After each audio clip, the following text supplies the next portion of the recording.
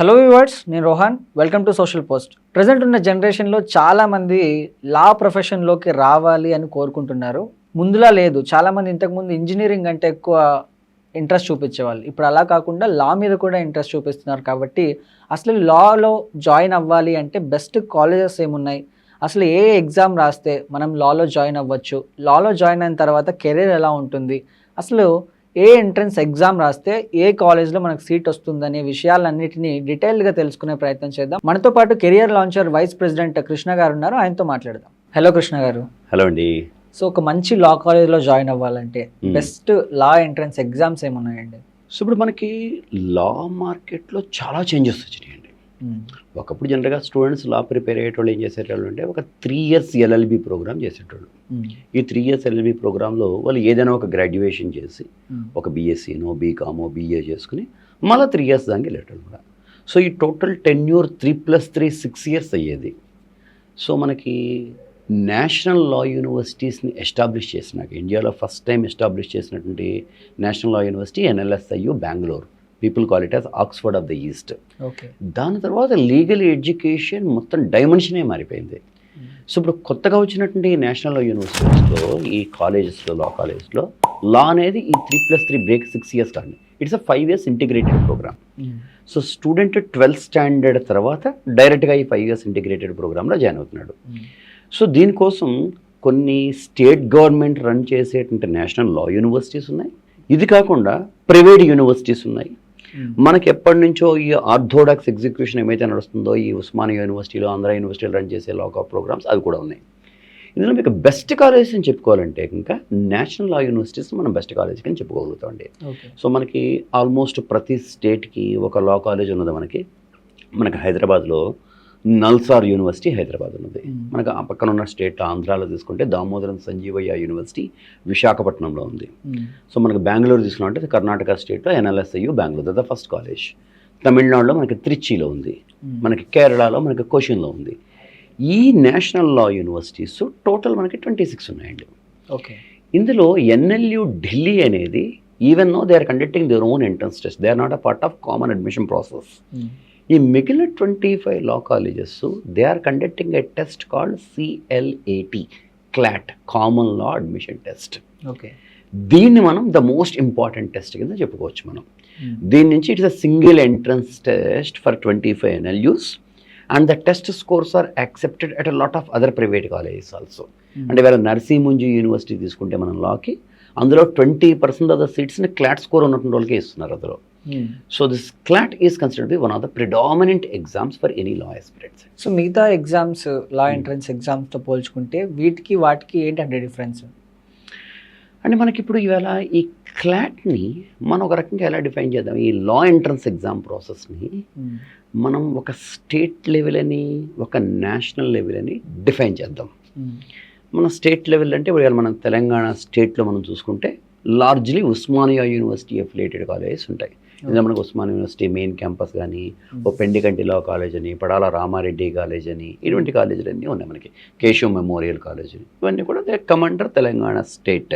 Exactly. Whereas మనం నల్సార్ లాంటి తీసుకున్నామంటే అది ఓన్లీ తెలంగాణ విద్యార్థులు కాదు, అందులో తెలంగాణ బయట నుంచి వచ్చినటువంటి వాళ్ళు పాన్ ఇండియా కాంపిటీషన్ నల్సార్ దగ్గర ఉంటుంది. మీకు వేళ నల్సార్ క్లాస్ రూమ్ లోపల చూస్తున్నారంటే మీకు నార్త్ ఈస్ట్ నుంచి వచ్చిన స్టూడెంట్ ఉన్నాడు, నార్త్ నుంచి వచ్చిన స్టూడెంట్ ఉన్నాడు, వెస్ట్ జోన్ నుంచి వచ్చినవాడు ఉన్నాడు, ఈస్ట్ జోన్ నుంచి వచ్చినటువంటి స్టూడెంట్ కూడా ఉన్నాడు. నేను విన్నది ఏంటంటే ఫారినర్స్ కూడా చదువుతారు.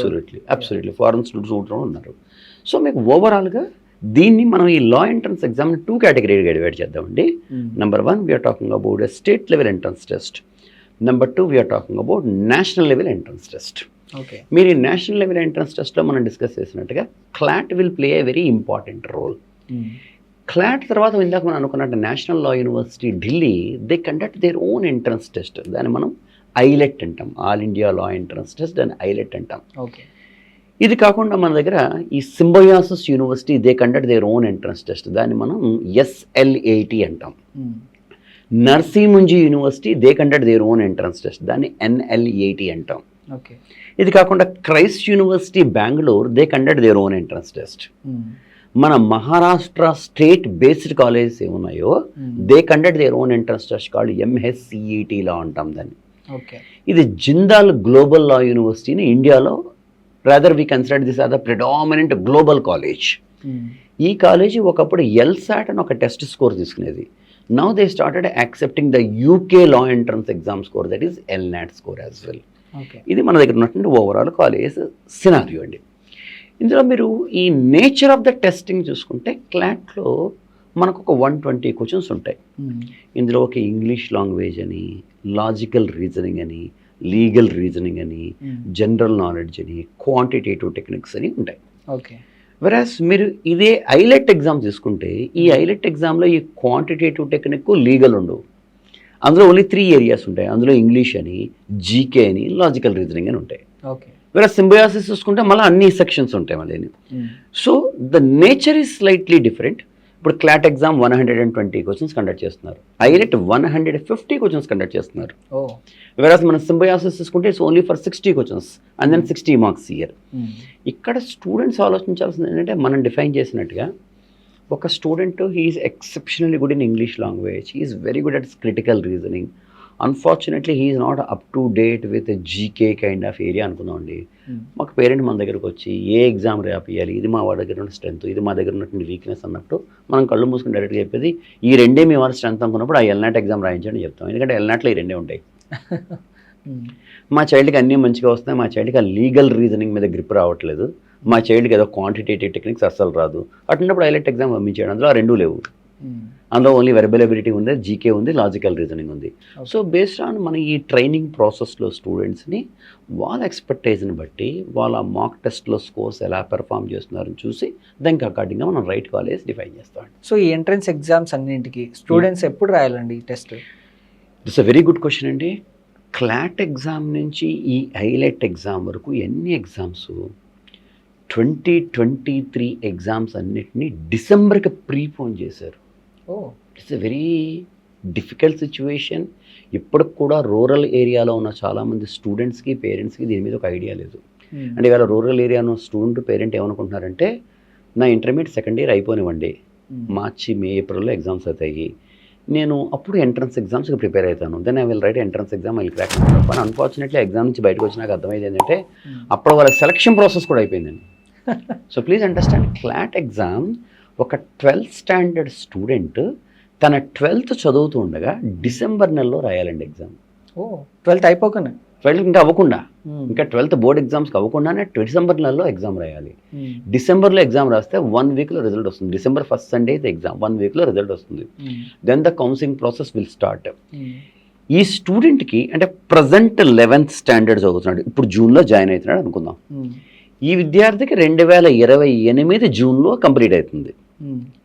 టిపికల్గా ఇంటర్మీడియట్ కంప్లీట్ అయ్యేది 2028 ఏప్రిల్కో జూన్కో అవుతుంది. ఈ స్టూడెంట్ 2027 డిసెంబర్లో ఎగ్జామ్ రాయాలి. 1 year ముందే ఎగ్జామ్ ముందే రాసేస్తాడు. 2027 డిసెంబర్ రాసినాక 2028 జాన్కి తనకి ఏ కాలేజీ వస్తుందో కూడా తెలిసిపోతుంది మనకి. సో ఇప్పుడు ఎగ్జామ్స్ అయిపోయినాక he'll just relax, then he'll gear up his speed and then he will learn the basics of law and then other education and then he'll straight away join the law college. So ఈ clot రాయాల్సినటువంటి students అందరూ గుర్తుపెట్టుకోవాల్సింది, ఇప్పుడు 2026లో మీ child కనుక 11th స్టాండర్డ్లో ఉన్నారు అంటే next year 2027 డిసెంబర్లో clot exam రాయాలి. మీ child కనుక ఇప్పుడు 12thలో రిపోర్ట్ చేసేసారు అనుకుంటే ఈ సంవత్సరం డిసెంబర్లోనే మీరు ఎగ్జామ్ రాయాలి. అంటే you are left with hardly 6 months. So this is the right time you have to pull up your socks and then kick start your preparation. Okay. అంటే యాజ్ ఆఫ్ నౌ ఈ exams, entrance టెస్ట్లు అన్నీ అయిపోయాయి కదండి. అప్పుడు ఈ year intermediate pass అయ్యే వాళ్ళందరికీ అయిపోయిందండి. ఓకే. ఇప్పుడు ఇంటర్మీడియట్ పాస్ అయ్యే వాళ్ళందరికీ ఈ సంవత్సరం 2026 ఏప్రిల్ పాస్ అవుట్ అయిన వాళ్ళందరికీ అయిపోయినాయి. ఓకే. వాళ్ళ అడ్మిషన్ క్రైటీరియా అయిపోయింది, వాళ్ళకి 1, 2, 3 ఫస్ట్ 3 stages ఆఫ్ షార్ట్ అయిపోయింది, ఇంకా 4th phase ఒకటి వెయిటింగ్లో ఉంది. ఓకే. నెక్స్ట్ ఎప్పుడు రాయాలండి మళ్ళీ? నెక్స్ట్ ఈ డిసెంబర్లో రాయాలి, 2026 డిసెంబర్లో రాయాలి. Okay, right. థ్యాంక్ యూ అండి, థ్యాంక్ యూ సో మచ్.